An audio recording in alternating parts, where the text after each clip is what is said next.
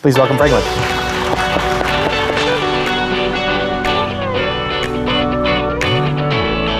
Thanks, Mason. Hey, everyone. It's really great to see a lot of familiar faces here. We've done this for so many years now, and it's just a fantastic opportunity to have everyone together and give you the latest and greatest on what we're seeing. So I'm excited to kick off this next panel because the last year really has been the story of Wall Street finally arriving on chain. And it's a battle that I've been fighting for over 10 years, and it's amazing to see. So before I welcome our panelists onto the stage, I want to share some quick thoughts about how this fits into our investment approach and our strategy. The fact that major players at the center of traditional capital markets are issuing assets on chain is in line actually with one of our core investment theses, which I refer to as the law of financial physics. I made it up, it's not in a textbook, you can't find it, but maybe I will write the textbook one day. Assets will eventually go to where they flow most freely, trade most cheaply, and are valued most completely. They might travel there by way of being sold, being upgraded, being amended, but one way or another, they're going to get there. And there is an invisible caveat, which is unless acted upon by an outside regulator. So regardless, the end state is clear. We believe that the issuance and distribution and trading of all assets will migrate on-chain. But it's not going to happen all at once. So instead of turning a switch on, I think the effect will look a lot more like a gravitational pull. So it's a black hole that really just keeps getting bigger and bigger and sucking more assets, more investors, and more capital in over time. And today's tokenization efforts are really driven by this desire to bring greater liquidity, global price discovery, and internet scale processing with software-based costs to more assets. So as investors, the challenge for us is really betting on the correct sequencing. The who, the what, the where, the when, the how.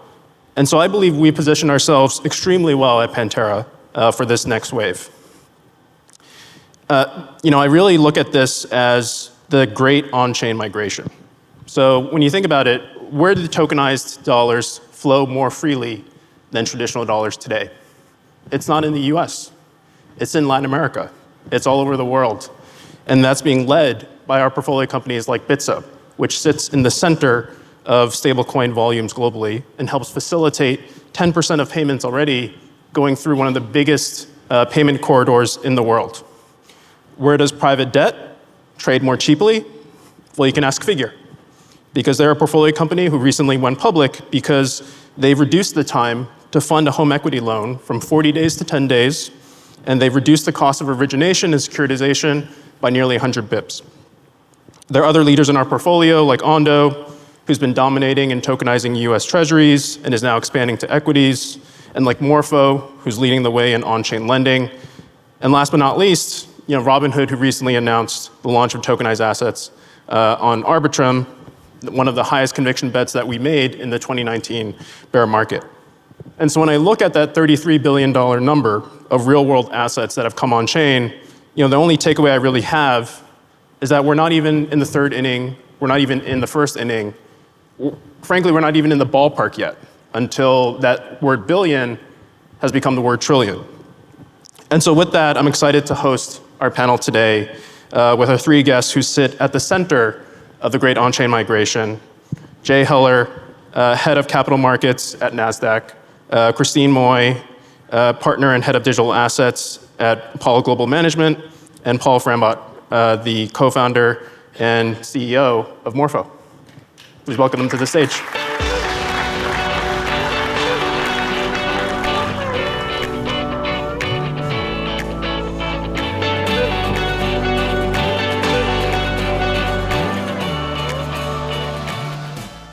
So it's great to have you all here. Why don't we kick off maybe with some introductions on what you're working on and your particular perspective when it comes to Wall Street coming on chain. Christine, starting with you. Yeah, great. Good morning, everybody. Thank you, Pantera team, Dan, for having me. Really excited to share with you, our views. So I'm Christine from Apollo. Apollo is an $850 billion asset manager. I lead digital assets, data, and AI.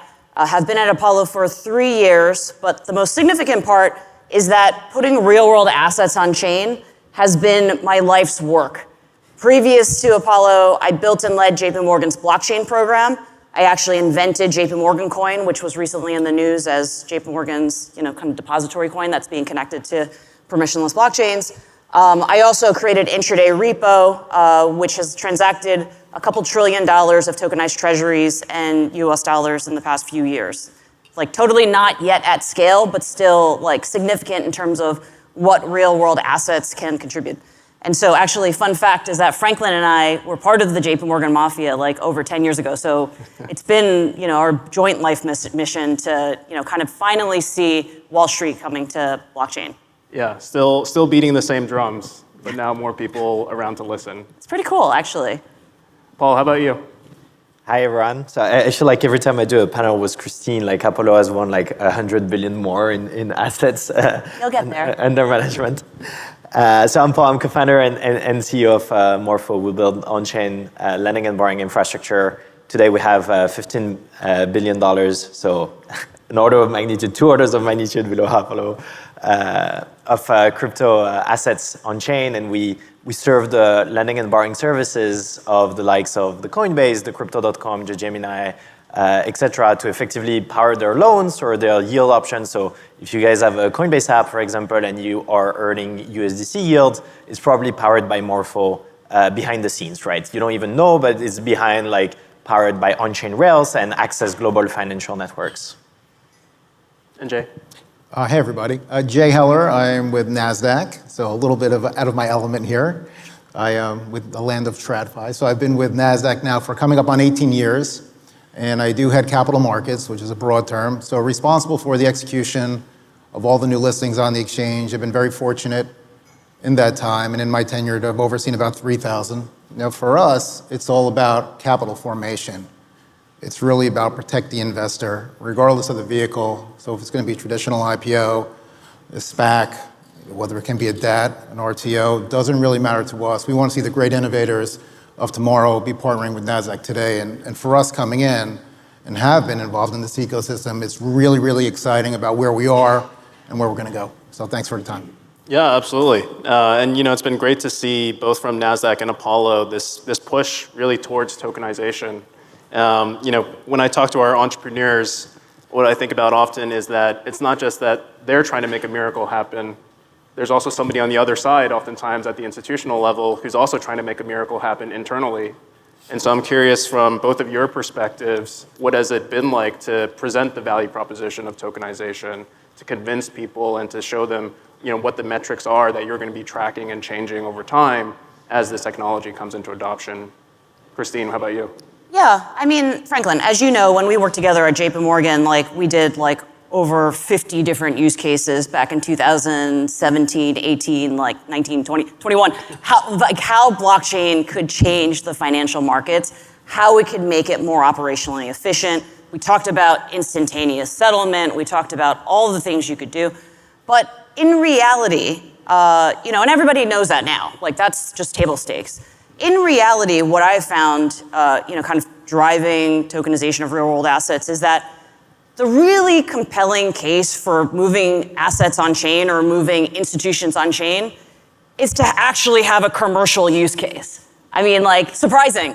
If you can offer something compelling that you can't offer to clients, if you can make some money, if you can distribute product, that's actually more compelling than operational efficiency.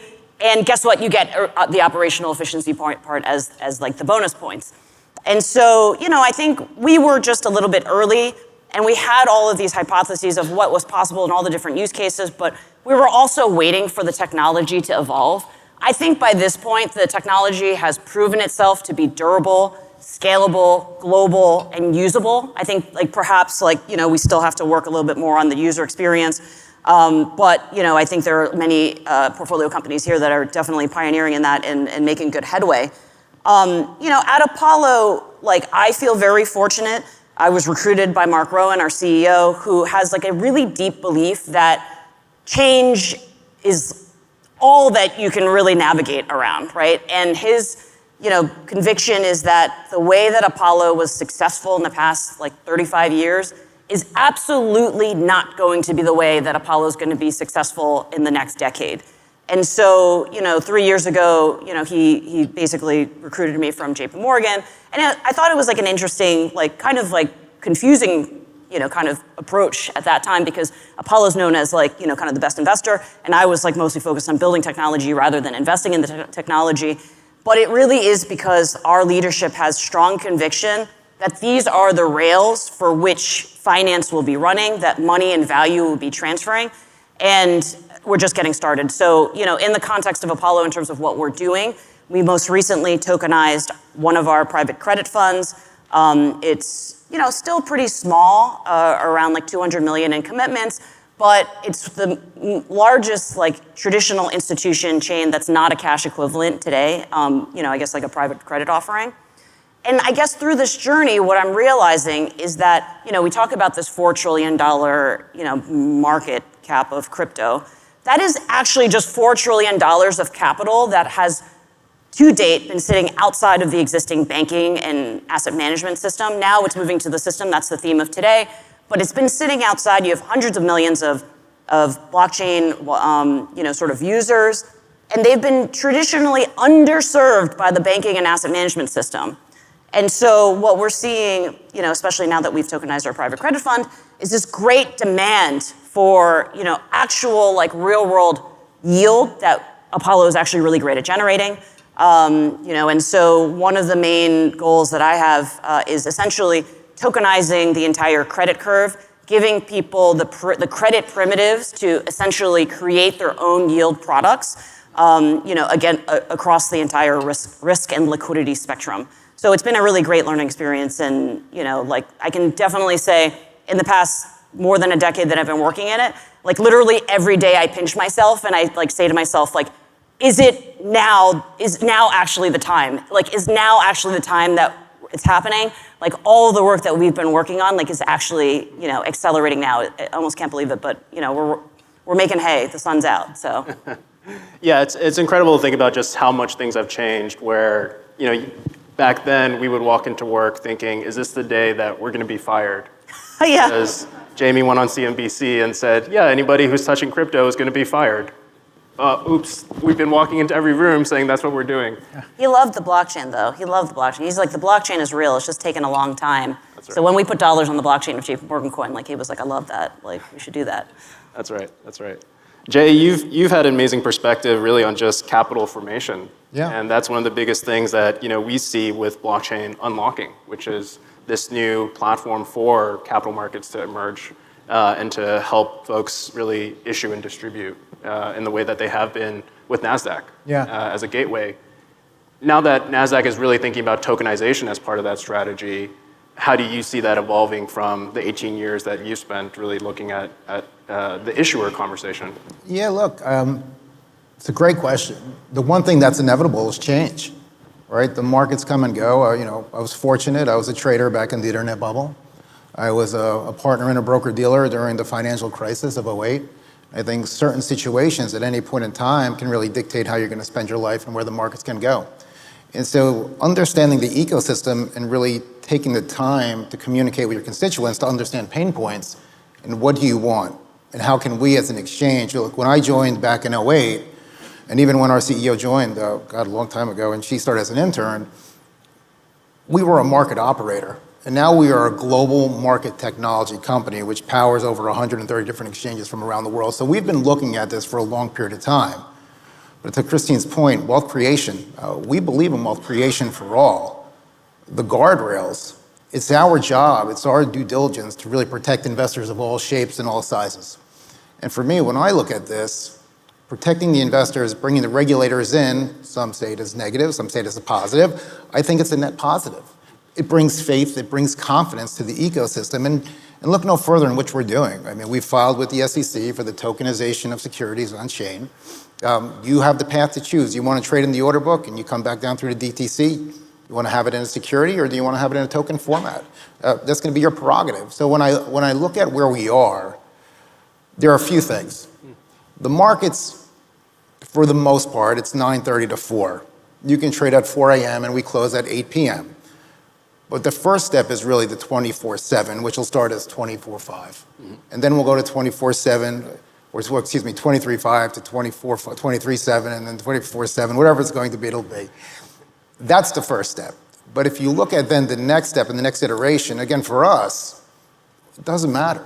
We want to see great companies on the exchange, and being public is the most valuable vehicle in the world. It is so valuable. It provides liquidity to your investors, to your shareholders, to your employees to do anything under the sun and what you want to do. So the train has left the station, right? We've started this tranche already.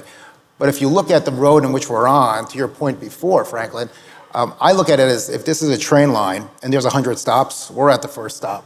And I can guarantee you that things will change again going into the future, but it's really probably the most exciting that I've been in the capital markets for a long period of time. We saw it in the past. I was fortunate to kind of participate and lead the charge to revamp the IPO process in the US today and modernize that, but we're going to a whole new level where at some point in time, you're going to see a company that's going to want to raise capital, could be part equity, could be part token. Why can't you do it together and have fungibility? That's what's really exciting. Yeah, definitely. I mean, when I saw the news about NASDAQ filing and really exploring tokenization, it just made so much sense to me because NASDAQ really has been always the tech-first, technology-first exchange, right? And truly, when you think about it historically, the disruptor in many ways. And I think that's great to see that story and that philosophy is continuing. I'm excited to see where it goes. Yeah, definitely. Paul, I feel like you maybe undersold Morpho a little bit. 15 billion in TVL obviously makes you a top 2 DeFi lending protocol on chain, but even more amazing is really how you're getting there, right? I mean, today Morpho is powering Coinbase's on-chain lending product. I know investors in this room actually have borrowed against their Bitcoin at Coinbase using Morpho and didn't realize that until they met you.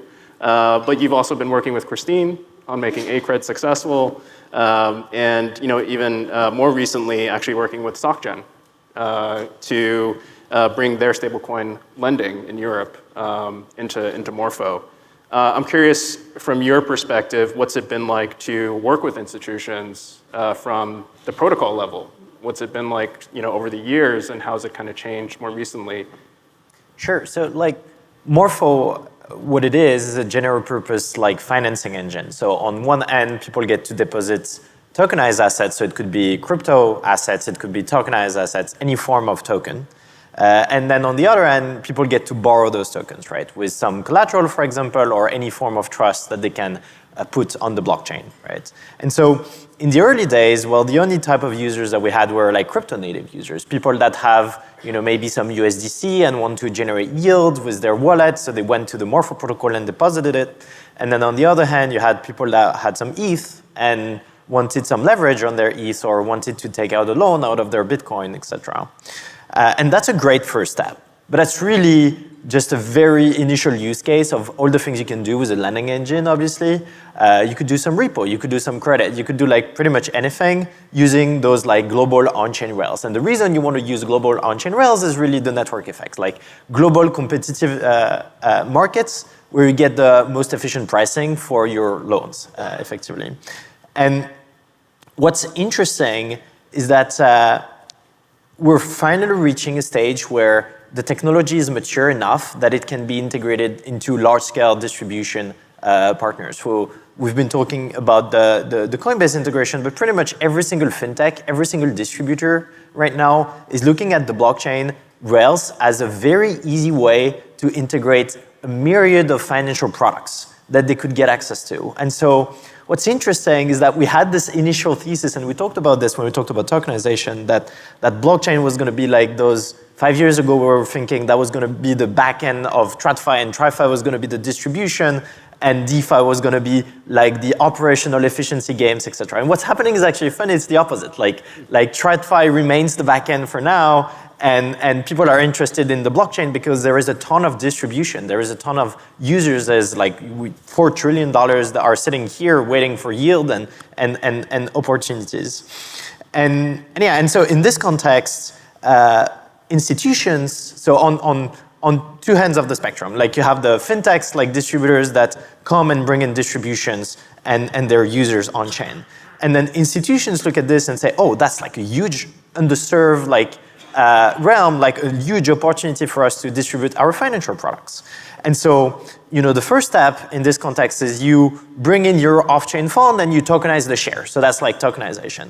But then what, right? Okay, you get more distributors, but you get also access to DeFi. Like Morpho, as I said, is a general purpose lending engine. And so you could plug in Bitcoin as collateral, but you could also plug in the funds of Apollo, right? So if you have an accredited fund, on chain, you could use this on Morpho to get some financing out of it. And so maybe you want to loop that trade and you want to have like a leverage exposure to tokenized credit fund, right? So that's one thing you could do. Or on the other end, maybe you want a senior tranche exposure to this credit fund and you lend against this asset, right?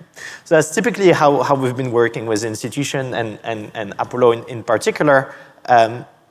But to your point, we now have a lot of interest from banks directly, where they see the opportunity to bring their loan books, right, that for now are closed, right? They essentially like connect with the other banks, but they see blockchain as an opportunity to make their loan books global, right? And access new borrowing opportunity, new borrowing demand that come from the entire world, right? Just like the internet, like they're able to access instantly every single demand in the world through this mechanism. And yeah, and it's just been like 6 months approximately, like 9 months that we've seen institutional interest, and it's clearly non-stopping, like if anything, just like drastically accelerating, and it's been super exciting. Yeah, absolutely. And it's really good insight about how DeFi is bringing new distribution. Because one thing I've always said, and maybe this is one of the ways that banks will need to transform, but when you think about a sales team at a bank, there's no way they'll ever travel faster than the internet when it comes to distribution.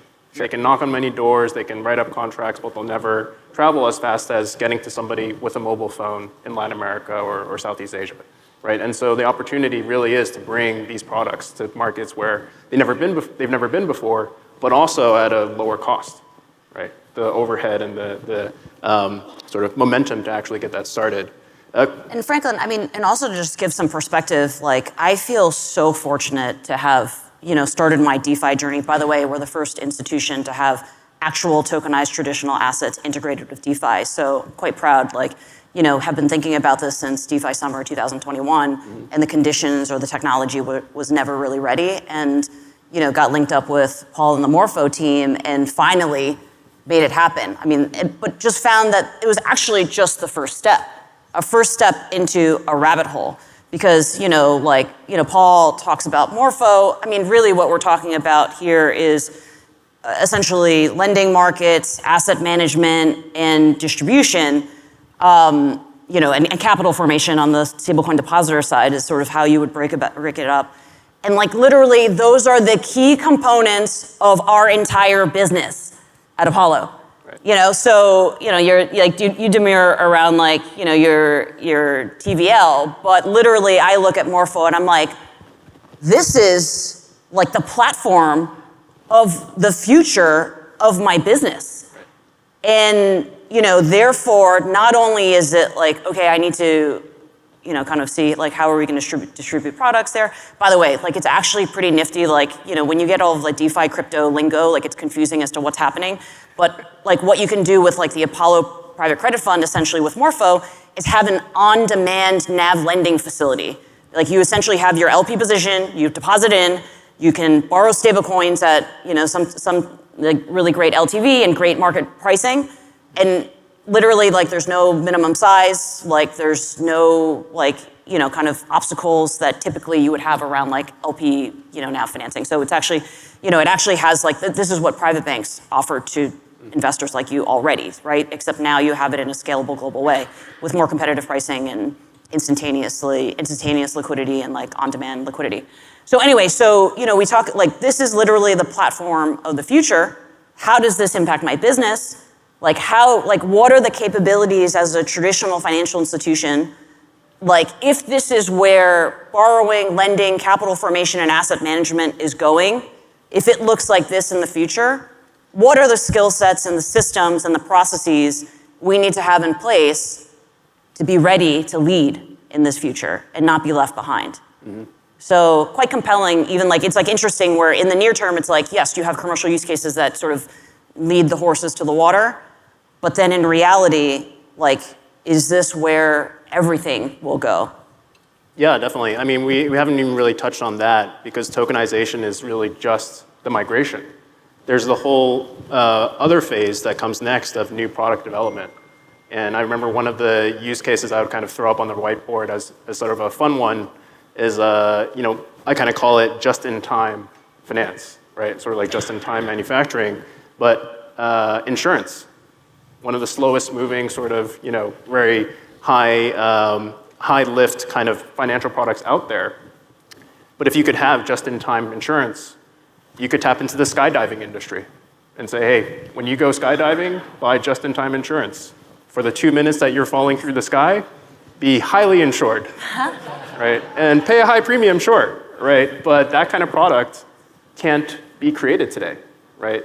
The insurance companies don't move fast enough, and they're just not real time enough. But when you can connect borrowers and lenders globally, when you can connect markets globally, there's somebody somewhere in the world who's willing to take on that risk. Not only you will get the insurance just in time, but you'll have maybe 20 people competing to offer you that insurance at competitive rates because it's open. So whether it's like whatever, like an insurer in New York or a student in Argentina looking at why they should trust you, they're all going to compete to provide, because at the end of the day, you don't care like who gives you the guarantees as long as you have the guarantees, right? And so they're all going to compete to give you the best rate. Yeah, and then they're going to list on the exchange. So, you get the insurance company up, we'll raise the capital, we'll collect the premiums, and then you're going to to go public. And so that's what we're going. Absolutely. One of the questions we get from many of our LPs, because there's a whole portfolio that they're managing. Oftentimes, they're highly allocated to the financial services sector and wondering, how do I hedge against this potential disruption?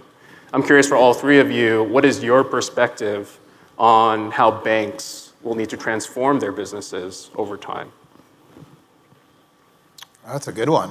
Look, the one thing that you're always going to do is you're going to listen to your clients, right? Your constituents. And if there is the need and there is a want, then this is what's going to take place, to be quite frank. I can only speak for myself and look at the markets in which I operate in, right? It was the IPO market. And then we had, the pandemic happened, and then there was the SPAC market. Right? And DraftKings went public during the SPACs, and then the SPACs got a little bit of a bad name, and the markets kind of fell apart, and then ultimately people were looking for the next evolution. And so I've been very much involved with as the IPO market starts, as we were crawling and then walking and starting to jog again, unfortunately with the government shutdown, which hopefully will be taken care of sooner than later. There was two things that were happening. The only companies that were thinking about going really were fintech, those in the digital asset space, very well received. The ability to invest and obviously get the allocations through our phones and what the banks were thinking of doing, and those, the CEOs of the companies and who they were going to allocate actually to. Retail plays a big part. But then when you see the real migration, or really the coming together of TradFi and DeFi, historically speaking, whether it's the Bill Gates or Steve Jobs of the world, and we were talking about this before, Elon Musk, whether you like these people or not, they did the traditional IPOs. Mm-hmm. And now look at the innovators in this space, the greatest minds in the world. They're coming in, they're finding a vehicle, they're doing a digital asset treasury transaction. And so for us, we're seeing the greatest minds really bring everybody together. So ultimately, you're going to go where the market takes you. You're going to go and look where the opportunity is. For us as a market operator, whether it's going to be the equities, our index, right, our market, technology, you need the regulation of the industries in itself as well. You got to protect your investors and the backstop. That's really, really important. So again, I just look at it as an opportunity, honestly. Yeah, definitely. One thing I'm really looking forward to is the first sort of on-chain IPO of an existing company that raises the kind of capital, that has the kind of distribution that NASDAQ brings today. Paul, on this question, I'd also love to hear a bit about Morpho V2. Because I think the sort of next phase of Morpho also speaks to the role for financial institutions.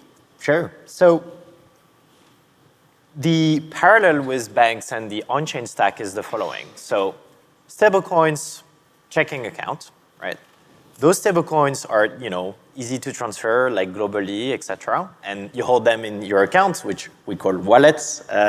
But then you have the saving account, right? And the saving account is what we call in our industry a vault, right? Which Morpho has been like developing for many years now. Essentially think of it as like an asset management stack where people get to deposit their stable coins, say USDC, and earn a yield, right? This vault is managed, right? It's curated. Like people are effectively gonna invest into financial products, right? With this vault, right? And so the last component is the market, like the lending market, the credit markets, et cetera. So with the vault, you get to invest into on-chain markets that are global, that could price any form of loans, any type of like financing, right? And so with Morpho, we effectively build vaults, right, that allow anyone to effectively like manage funds. You know, StockGen is a good example of that, where they get to manage like some of your clients' funds like on-chain. And then the markets are today mostly over-collateralized lending markets, but are progressively extending into all types of lending markets. So we started with DeFi being mostly like Bitcoin-backed loans, variable rates, which are quite new and like different from what you experience in TradFi. And we saw this as a very big limitation where in TradFi, most of the instruments are term financing, right? Like you need fixed rates, you need fixed terms, you need to go beyond our collateralization, you need to be able to embed like credit score or unsecured lending or to be able to underwrite like more types of loans. And so what we've been building with Morpho V2 is an even more modular stack for people to create lending markets that go way beyond what exists today in the DeFi world to be able to issue the kind of loans that you'll find like in a credit fund or the type of loans that you'll have in the repo market, et cetera, et cetera. And all of those type of loans will be packaged in one single one-click saving account experience that we like to call the vault, right? And with this, you have a bank on-chain, right? And anyone will use this and compete to get the best possible rate to the users. And that's really, you know, what the future we see on-chain and that we get excited about because it feels, once you get like the entire stack, it feels so obvious that there's gonna be a system that's gonna create much more efficiency for the end user, that's gonna help discover much more risk and be able to finance much more people across the globe at a much better rate. Mm-hmm. Absolutely. Christine, what about you? What advice would you give to banks today? I mean, my view is similar to Paul and Jay's. I mean, my hot take is just that crypto wallets and vaults are going to challenge bank deposits if banks, you know, kind of don't transform. You know, I can just give you an easy example. Like a sophisticated financial professional, I get paid by Apollo twice a month into my bank account. And like nothing happens because I'm too busy like responding to telegrams from Paul and like Franklin, right? So like I'm working. You know, my mom, I guess I'm like 40-something years old, my mom will call me and say like, you should move your extra cash balances into treasuries. Okay, mom, I'll do it. And it's like 500 steps and like a phone call, private banker. Okay, fine, I've done it. Now we're here, like we're getting treasuries. And then like inevitably I have to pay a ton of taxes the next month and I gotta like reverse back out of that. And I'm like, why did I have to do that? That's so annoying, right? And like I said, I'm kind of a sophisticated financial person that has like a private banker. I don't know why it's like not easier. In a future world, like I should be getting paid by Apollo twice a month via stablecoins into my crypto vault. And that vault will have a model portfolio that's designed just for me, that knows all of my behaviors, knows my liquidity requirements, knows that at any given time, my earnings should be in a pie chart that looks like 10% stables, 20% treasuries, 25% Morpho lending, 25% you know, Apollo private credit. And as I'm getting paid in stable coins, those stable coins auto swap into those pie slices, into those allocations that is suitable just for me. And the net effect of that is that every penny of my earnings is fully invested in yielding without me having to do anything or without me having to pay a financial advisor until the moment I, you know, use my credit or debit card linked to my crypto wallet and like, you know, pay for Nobu at lunch, like $100, auto swap out of the treasuries that were already yielding 4.5% into USDC and then, you know, paying the restaurant immediately on demand, right? Like that is absolutely a 10x experience than like what I think most of us exist today. And I'm a first world person. So now extrapolate that experience to not only first world people, who need better financial guidance, I guess, to underbanked or unbanked people around the world that want to have access to dollar assets, and then extrapolate that experience to corporate treasuries that right now, if you're a multinational, you have your liquidity fragmented across like multiple different bank accounts around the world, sweeping from one place to another. Can't you just have like that model portfolio designed just for you and your liquidity needs that you can on-ramp and off-ramp into any country, into any local currency from treasuries and stablecoins? Mm-hmm. So, with that said, I don't think, the old squad would appreciate it, but I think that in the next few years, if there is not significant transformation, there will be disruption. Yeah, I think the reconciliation statement I kind of give in talking to banks is that banks will go back to being what they used to be, which is the consigliere to their clients, right? The product creator, the portfolio manager, the advisor, rather than the gatekeeper, right? The person whose pricing power mostly comes from the fact that they control access, right? And so that's going to lead, I think, to a flattening of the landscape, right? The number 19 or 20 bank is going to be able to compete on that level in a way that they've really never been able to before. And to Kristen's point, they better go fast, because when you look at a Coinbase or a Robinhood, they got a vault, so they get a saving account. They got stable coins, so they can transfer. They got a card, like a credit card. They get access to loans through Morpho. What else do they need to look like a bank and be a better experience to the consumer, right? If you're a consumer, you don't care if it's called a bank or an exchange or a fintech or whatever. They're starting to have everything in place to serve exactly in the same way that a bank would, and with a much better experience. So anyway. Yeah, absolutely. Well, thank you for joining us today. I'm super excited to see this story continue, and thanks for partnering with us.